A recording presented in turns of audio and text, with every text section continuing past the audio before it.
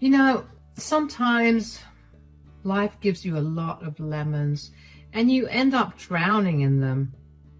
I faced a situation like that when I really didn't know what I could do to make my life better. I'm a simple woman and my name is Stella. I had a husband named Jack who was the absolute love of my life until he showed me the worst side of him. My love for him dwindled away the day that he took me to his mother's rented apartment to check on his mom. Jake's mom, Lisa, was recovering from a stroke, and I was genuinely concerned about her, but I was super surprised to see her fit. I said in surprise, "Hey, Lisa, you seem to be doing well after the stroke, and you can walk. Jake told me that you were paralyzed." "As you can see, I'm not paralyzed anymore." "It's good to see that, Lisa. Did the doctors finally find a way to treat it?" And that's when Lisa and Jake looked at each other and laughed. It was like an outworldly experience I felt at that time. I still remember how my husband and mother-in-law kept chuckling and said, "Mom was never paralyzed, Stella. She's fine. She had a minor stroke. It's not serious." Wait, what? Why did you lie to me, Jake? What about the medical bills? I gave you $30,000 for it. "Oh, that money. Well, we used it for something special for me." "What are you talking about?" And that's when my husband showed me a stack of papers. My eyes widened in surprise when I realized that it was property papers. It was a house purchased with Lisa's name on it. My world became dark as I realized that my husband and mother-in-law had fooled me completely. And the damage they did was so much more than anyone could imagine. My hands shook as I looked up from the papers. I had tears in my eyes and I said, "You tricked me, didn't you, Jake? I gave you my life savings so that you could lay your paralyzed mom's bills. But it was all a lie. You bought her a house with my money. How could you do this?" "You can be pretty dense sometimes, Stella. I've been telling you to give up your savings for my mom, but no, you wouldn't listen to me. So we came up with this plan on impulse when I went to the hospital for the stroke. You fell right into the trap like the fool you are." "You two stole from me so that you can have a house? How could you do this to me?" I was a crying mess when I realized how badly I had been played. Lisa and Jake simply laughed and paid no heed to my tears. They kept saying how my mother-in-law deserved to have her own house since I had one too. Jake and I had numerous arguments in the past and he kept asking me for my savings, but I refused because I didn't owe that mooching woman anything. Besides, since Jake had student loans and was paying his mom's bills, he barely contributed to the household. That $30,000 was the only money I had left to my name, and I knew building it back up would take me at least 5 years. Jake and I fought a lot that day, and I left the apartment crying. He stayed back with his mom because he thought I was overreacting. Jake kept saying that we were family, so my money was their money too. I simply didn't have it in me to argue with him anymore. I was already too heartbroken and felt vulnerable with no money to my name. 3 days passed and Jake didn't return home. He also refused to apologize or do something to give me back my money. Instead, he was asking me to apologize for being selfish and stuck up. I felt so alone and betrayed that I didn't know what to do. When I thought all hope was lost, I heard from Lisa's sister, Frida, that she was coming to visit us. She is a rich widow living in another state and is concerned about Lisa, so she was flying down to see her. And when I got the news, I immediately knew that I had to tell her what happened. So when she reached her hotel, I visited her and told her everything. Frida didn't know that Lisa was absolutely fine now, and what they did to me angered her a lot. She kept getting angrier as I cried and told her everything. When I was done, she solemnly looked at me and said, "I can't imagine what you're going through right now, Stella. My sister and nephew are just horrible. Apologies for what they did, but I have a special present for you. I think it will soften the blow of what they did to you. What do you mean, Frida? You want to give me something? You know, Stella, before I came here, I wanted to do something about my sister's housing situation. So I actually planned something to make sure she has a permanent roof over her head. But I see that she doesn't need it anymore. Nope. She's figured things out for herself already. My husband and mother-in-law played me well, I must say. I'm just sad and disappointed that I fell into their trap. I can't fault you for that, Stella. You are a kind and compassionate woman. You did something really generous to help out your mother-in-law. It's not your fault that she turned out to be such a snake. Still, I literally lost all of my savings, and it hurts a lot. Jack doesn't care about it, and Lisa is just happy that she cleaned my bank account and got herself a shiny new home. If I'd been a little more careful, I wouldn't have lost everything. Now, don't say that you lost everything. Maybe it's a sign from heaven because you are about to receive something even better for being such a selfless person. Frida's words were pretty cryptic, so I didn't know what to think of it, but I was seriously happy to have her support. Lisa might be a horrible woman, but Frida is actually a very nice person. As I said, I have a lot of respect for, so it was nice to know that she took my side. But nothing had prepared me for what Frida was about to do for me. When she told me that I would receive something better, I sadly smiled and said, I highly doubt that, Frida. My husband isn't even on my side.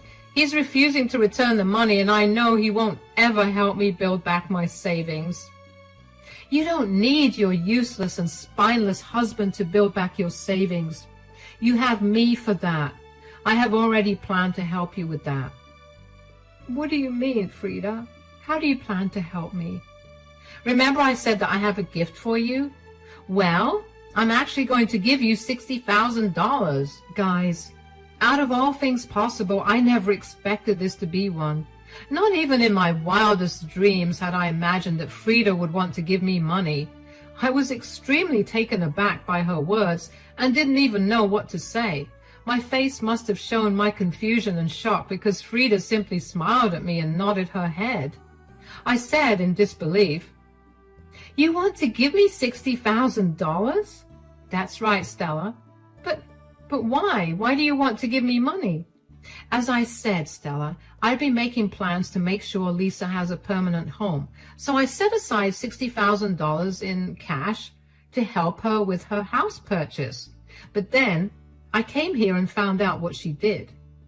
And you don't want to give her the money?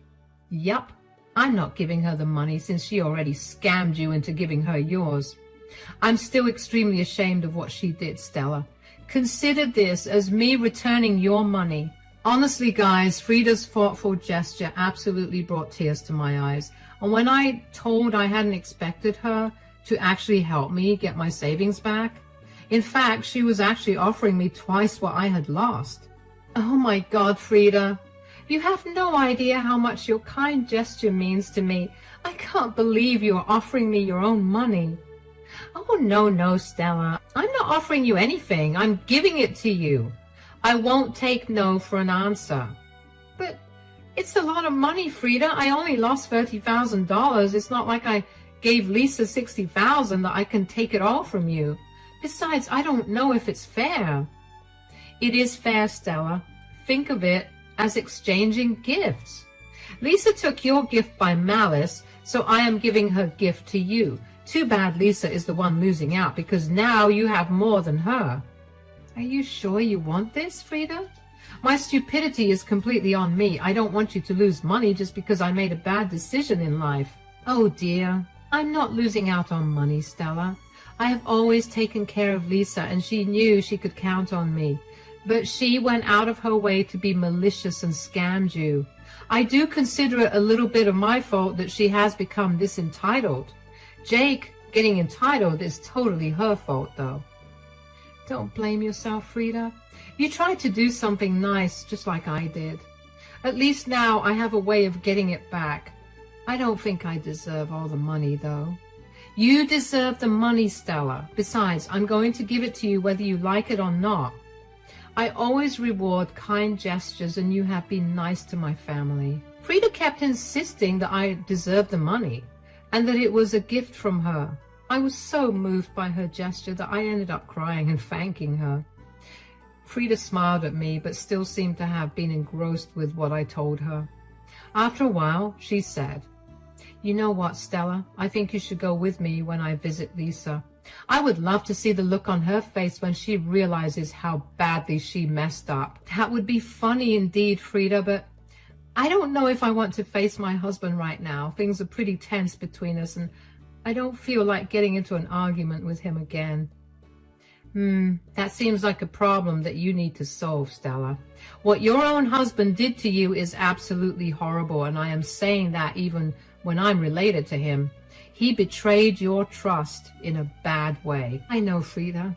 I've been so mad at him ever since I found out.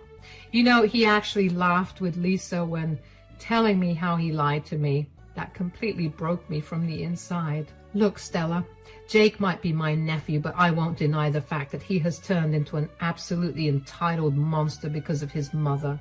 Do you think you can be in a marriage where your own husband doesn't respect you and betrays you like this? Now, that thought was something that was bothering me for a while. Ever since I found out what my husband did, I felt like I didn't even know him anymore. The Jake I knew would never betray me like this, but he did. And in one of the worst ways possible. The most disturbing part in all of this was that Jake wasn't even remorseful about what he did. In fact, he seemed to be proud of his own actions and made it clear that he won't even try to restore my savings. He ran away from me like a coward and hid in his mom's place. And he had the audacity to ask for an apology from me. Frida was right. Jake was a horrible man. So then and there I made up my mind and said, "That thought had been bothering me a lot, Frida, but I think I know what I'm going to do about Jake. Answering your question, no, I won't be able to live with someone who betrayed me like that." I think so too, Stella. So what are we going to do now? I think I'm going to move forward with separation and divorce. Jake could have done a lot of things to make the situation better.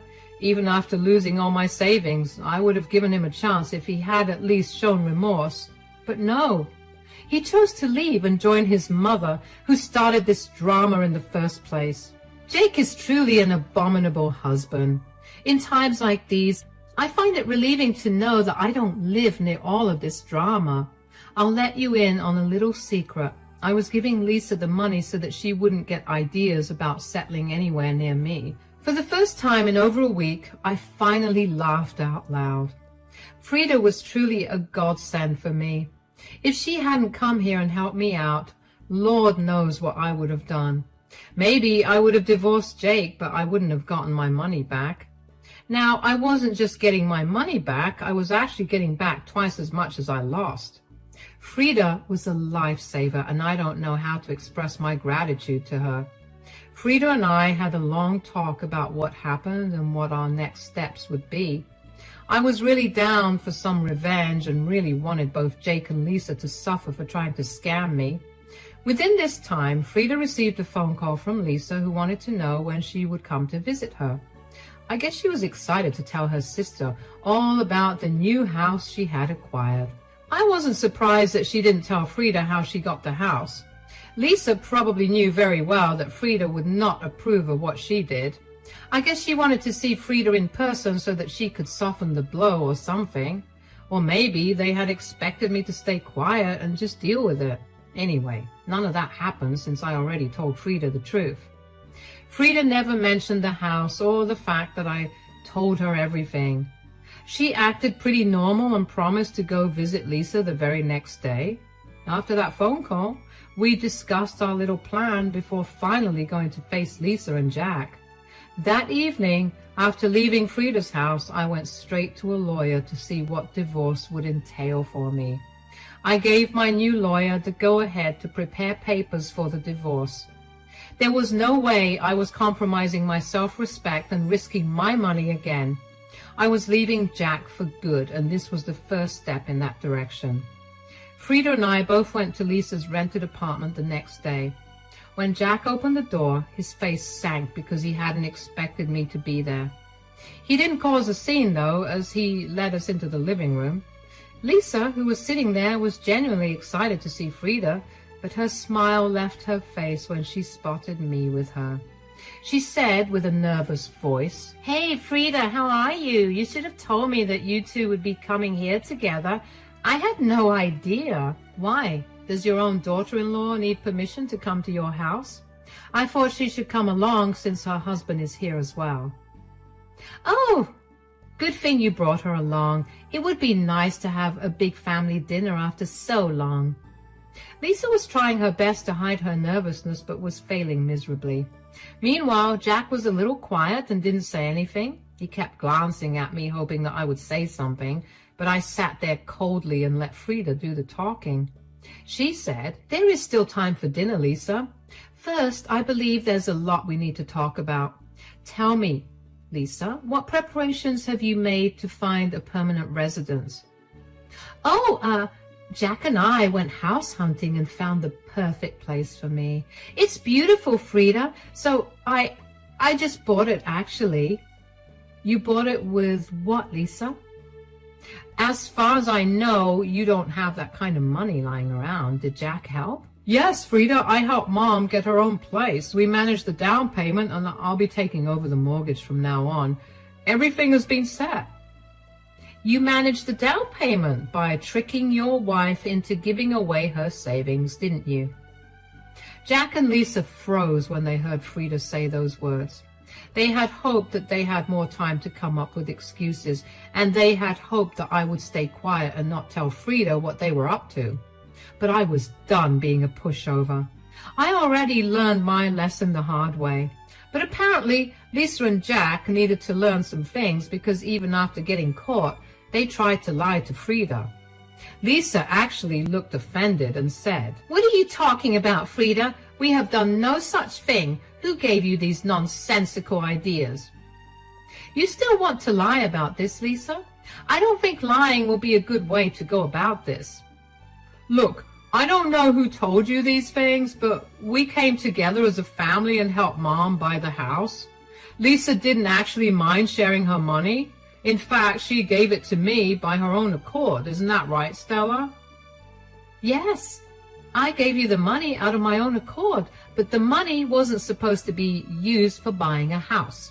It was supposed to be for medical bills and such, because I was told Lisa had been paralyzed." "Why are you lying to Frida? My son would never do anything like this." "Your son did do this, and you helped him, Lisa. Don't forget that I have text messages between all three of us. I showed Frida everything. Sometimes my husband and mother-in-law can be pretty dense about stuff. It completely left their mind that I had proof in the form of texts and even call recordings where they admitted and defended themselves for scamming me. When I reminded them of this fact and told them that I had shown Frida everything, they were shocked and embarrassed. They didn't have any shame in front of me, but they sure did have some shame in front of Frida. Frida looked pretty angry and cold when she said, "I have seen all of those texts and even call recordings. I know what you two have done. Don't you have any shame? Lisa, what is wrong with you? Why are you taking Stella's side, Frida? She's a part of this family, so she needs to help out. Giving my poor mother some money wouldn't kill her." "Excuse me, Jake?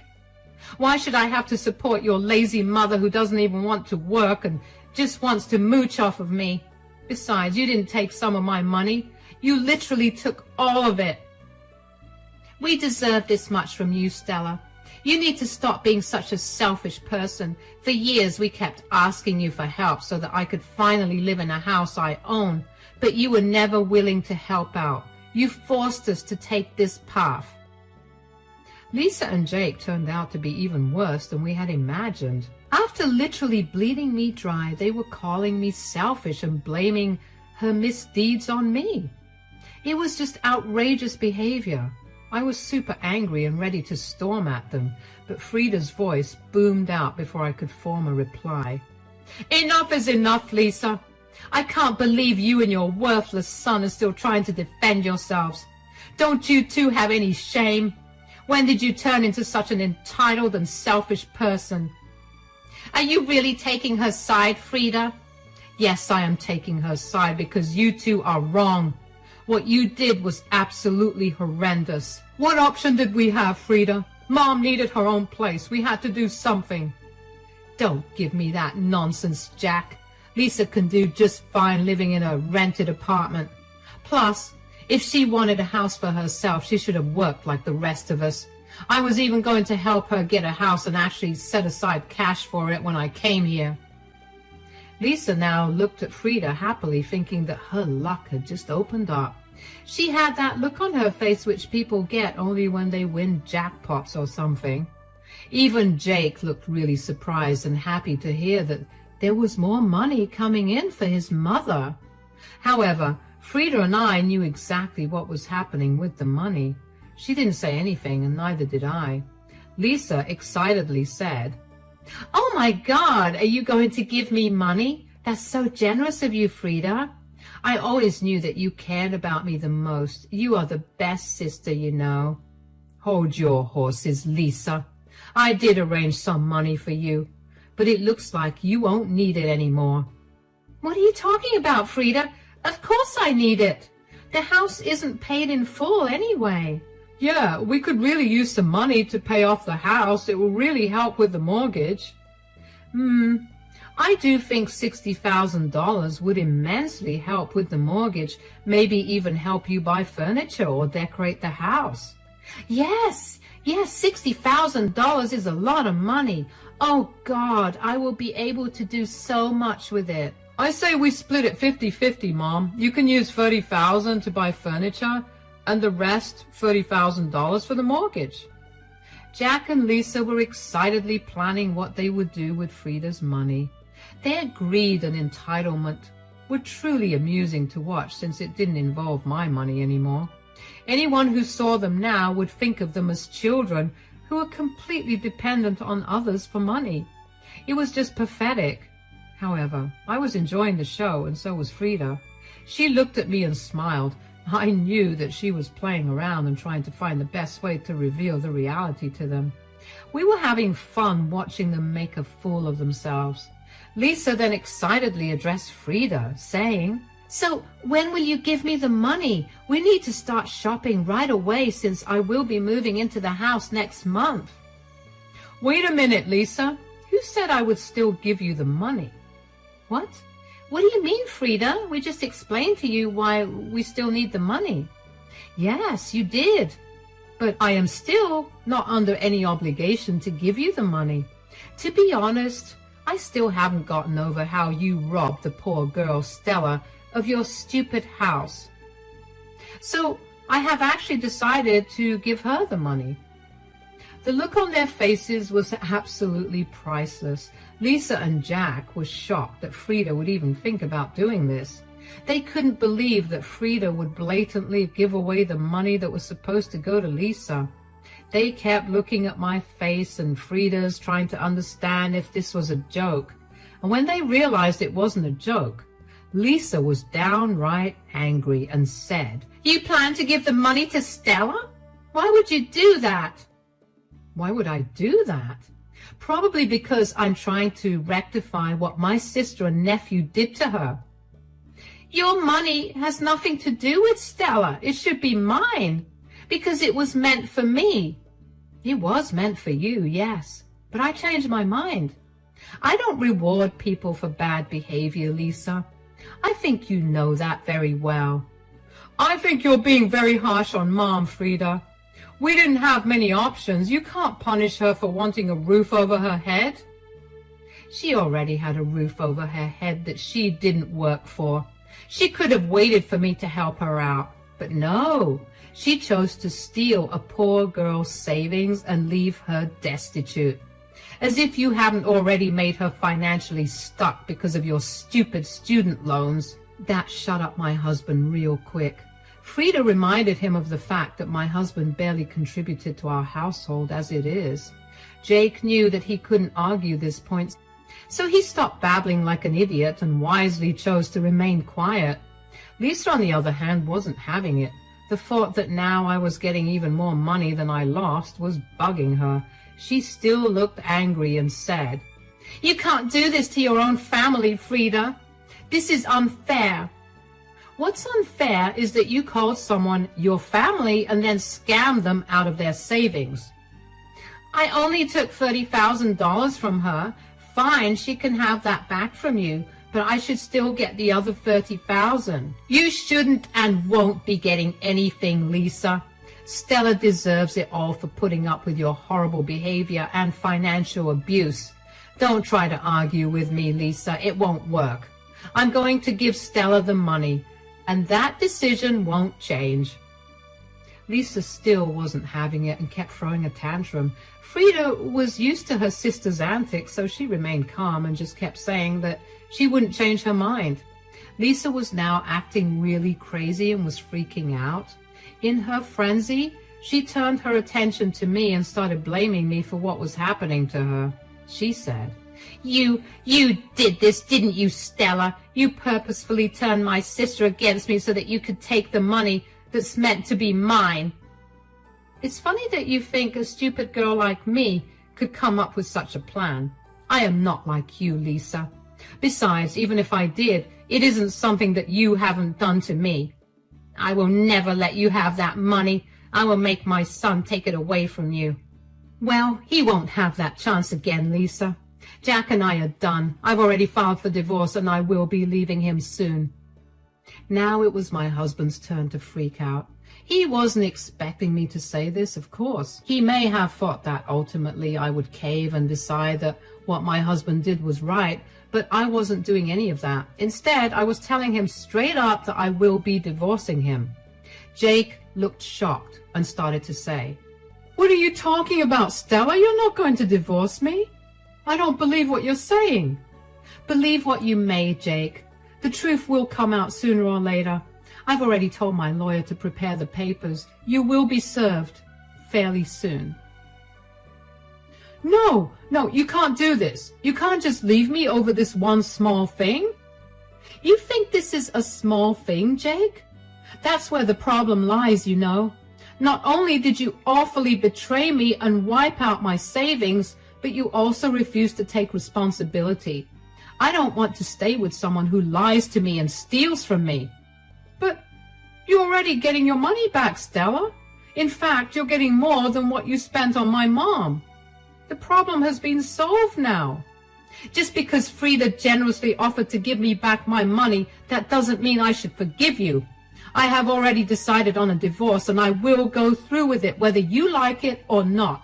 Jake was now in full panic mode, while his mom was still hounding Frida for the money. It was a hilarious mess where both Jake and Lisa were not only regretting their actions, but also paying dearly for it. Frida and I watched them grovel for a while before we left and went to our own homes. That night, I slept like a baby since a big weight had been removed from my chest. The next day, Jake came back and wanted to talk things through, and I made sure to tell him that there wasn't a chance in this lifetime that I would forgive him. He cried a lot and lamented about how he got carried away due to his mom and made a mistake. I guess he finally remembered that without me, he wouldn't even be able to handle his mom's mortgage.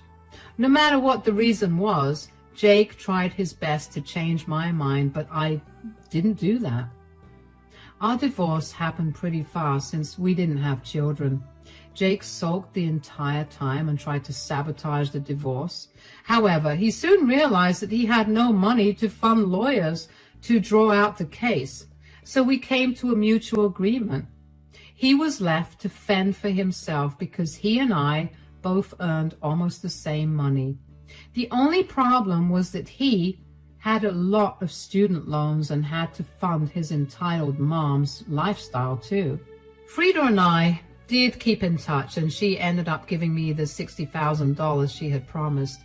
She could have backed out, but she didn't. I was so glad that she stood by me through it all. She did tell me that now Jake and Lisa are miserable, and they actually ended up selling the house because they couldn't fulfill mortgage payments. Right now, Jake is blaming his useless mom for his financial crisis and divorce. The two fight a lot, and it feels good to know that they lost it all because of their bad behavior.